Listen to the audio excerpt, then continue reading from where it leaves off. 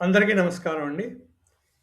ఈసారి వీడియోలో అక్కినేని నాగేశ్వరరావు గారు, వాణిశ్రీ గారు నటించిన 'ప్రసాద్ ఆర్ట్ పిక్చర్స్' వారి చిత్రం 'ఆలుమగలు' ఈ చిత్రం గురించి మాట్లాడుకుందామండి. ఈ చిత్రం మార్చి 11, 1977న విడుదలైంది. అలా 49 సంవత్సరాలు పూర్తి చేసుకుందనమాట ఈ చిత్రం విడుదలై. తర్వాత ఈ చిత్రం 'ప్రసాద్ ఆర్ట్ పిక్చర్స్' వారి రజతోత్సవ సంవత్సర కానుకగా విడుదలైంది. అంటే 'ప్రసాద్ ఆర్ట్ పిక్చర్స్' వారు సంస్థ 25 సంవత్సరాలు పూర్తయిన సందర్భంగా ఈ చిత్రాన్ని విడుదల చేశారు. 'ఆలుమగల్' చిత్రాన్ని. ఇందులో ముందుగా చెప్పుకున్నట్టే కథానాయికగా వాణిశ్రీ గారు, నిర్మాణ సంస్థ 'ప్రసాద్ ఆర్ట్ పిక్చర్స్', నిర్మాత ఏవి సుబ్బారావు గారు, దర్శకుడు తాతినేని రామారావు గారు, సంగీత దర్శకత్వం తాతినేని చలపతిరావు గారు, తర్వాత ఛాయాగ్రహణం పిఎస్ సెల్వరాజు గారు. ఈ చిత్రం సూపర్ హిట్ చిత్రంగా నిలిచిందండి 1977లో అక్కినేని నాగేశ్వరరావు గారికి. 15 కేంద్రాల్లో సద్దినోత్సవం చేసుకుంది. 15 కేంద్రాల్లో సద్దినోత్సవం చేసుకున్నట్టు పేపర్ కటింగ్ కూడా ఉంది కాబట్టి 15 కేంద్రాలని చెప్పుకోవచ్చనమాట. అదండి. తర్వాత చిత్రంలోని పాత్రలు, పాత్రధారులుగా చూసుకుంటే డాక్టర్ గోపీకృష్ణ ఆ పాత్ర అక్కినేని నాగేశ్వరరావు గారు ధరించారు. అన్నపూర్ణ వాణిశ్రీ. తర్వాత జమీందార్ రాజా రాఘవేంద్రరావుగా నాగభూషణం గారు. తర్వాత రాజా గోపీకృష్ణ కొడుకు జీవి నారాయణరావు నటించారు ఆ పాత్రలో. అలాగే మోహన్ ఇంకో కొడుకు గోపీకృష్ణకి లక్ష్మీకాంత్ నటించారు.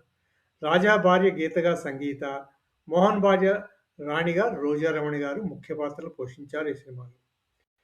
చిత్ర కథ చూసుకుంటే ముఖ్యంగా డాక్టర్ గోపీకృష్ణ ఒక ఆస్తిపరుడనమాట. ఆ తర్వాత అతను చాలామంది స్నేహితురాలతో సంతోషంగా జీవితం గడుపుతూ ఉంటాడు. అలా అతను రా రా అతను చెప్పుకున్నాం కదా! రాజా రాఘవేంద్రరావు గారి మనవడని చెప్పేసి. వారింట్లో అన్నపూర్ణ అంటే వాణిశ్రీ పాత్ర వారింట్లోనే ఉండి వారిని చూసుకుంటూ ఉంటుందనమాట. చిన్నతనం నుండి కూడా గోపి, అన్నపూర్ణలు ఎప్పుడూ గొడవ పడుతూనే ఉండేవాళ్ళు. గోపి ఉన్నత చదువుల కోసం విదేశాలకు వెళ్తాడు. ఆ టైంలో అతని తాతయ్య గోపి, అన్నపూర్ణలు వివాహం చేసుకోవాలని చివరి కోరికగా కోరి అతను మరణిస్తాడు. ఈ విషయం తెలుసుకొని గోపికి కోపం వచ్చి ఆస్తి కోసమే అన్నపూర్ణ తాతతో అలా చెప్పించిందని ఆరోపిస్తాడు. ఆ సమయంలో అన్నపూర్ణ ఇంటి నుంచి వెళ్ళిపోతుంది. తర్వాత గోపి ఆమె విలువను గ్రహించి మళ్ళీ ఆమెను తీసుకొచ్చి పెళ్లి చేసుకుంటాడనమాట. అప్పుడు వారికి రాజా జన్మిస్తాడు. తర్వాత ఒకరోజు అన్నపూర్ణ మళ్ళీ తన మాజీ ప్రియురాలు కృష్ణతో చూస్తుందన్నమాట గోపీకృష్ణని. ఆమె వారిని తప్పుగా అర్థం చేసుకుంటుంది. కానీ గోపికి గోపికృష్ణ కృష్ణ కుమార్తెకి చికిత్స చేస్తూ ఉంటాడనమాట.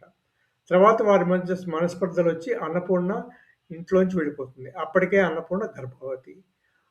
రాజా ఏమో గోపీకృష్ణ దగ్గర ఉండిపోతాడు. తర్వాత ఆమె మరొక కుమారుడు మోహన్‌ని కంటుందనమాట.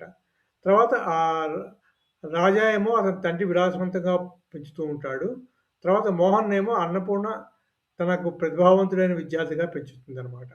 చివరికి సోదరులిద్దరూ ఒకే కంపెనీలో పనిచేయడం ప్రారంభించి మంచి ఫ్రెండ్స్ అవుతారనమాట. తర్వాత వాళ్ళు తమ స్నేహితురాలిని పెళ్లి చేసుకుంటారు. తర్వాత గోపి అన్నపూర్ణలు ఒకసారి కలుసుకుంటారు కానీ వారి అపోహలు వారిని సయోధ్యకు ఒప్పుకోనివ్వవు. అలా పిల్లలు తల్లిదండ్రులు నిర్లక్ష్యం చేయడం ప్రారంభిస్తారు తర్వాత. అలా వారు తమ తమ భార్యలపై ఎక్కువ శ్రద్ధ చూపుతారు. గోపి, అన్నపూర్ణ ఒకరికొకరు దూరంగా ఉండడంతో తమ మూర్ఖత్వాన్ని అప్పుడు గ్రహిస్తారనమాట. కానీ వారు సయోధ్య కుదర్చడానికి కలిసి ఉంటారనమాట. అప్పుడు మళ్ళీ వాళ్ళ పిల్లలు ఎలా కలుసుకున్నారు అన్నది చిత్రం చూపిస్తుంది. ముఖ్యంగా ఇద్దరు వ్యక్తుల మధ్య అంటే భార్యాభర్తల మధ్య వచ్చే ఇగో వల్ల, కమ్యూనికేషన్ గ్యాప్ వల్ల జరిగే అపోహలు, అపార్థాల మీదుగా తీశారు ఈ చిత్రాన్ని. తాతినేని రామారావు గారు చిత్ర దర్శకత్వం చాలా బాగా చేశారు. పాటలన్నీ బాగుంటాయన్నమాట. అందుకని చెప్పి సినిమా సూపర్ డూపర్ హిట్ అయింది ఆ రోజుల్లో. చిత్రకథ చెప్పుకున్నాం కదండీ ముఖ్యంగా ఇగో అండ్ కమ్యూనికేషన్ గ్యాప్స్ మీదే ముఖ్యంగా నడుస్తుంది. పాటల్లో చూసుకుంటే 6 పాటలున్నాయి తాతినేని చలపతిరావు గారు సంగీత దర్శకత్వంలో. 6ట్లో 'ఎరక్కపోయి వచ్చాను ఇరుక్కుపోయాను' పాట చాలా ఫేమస్. వేటూరి సుందరరామూర్తి గారి రచన అది.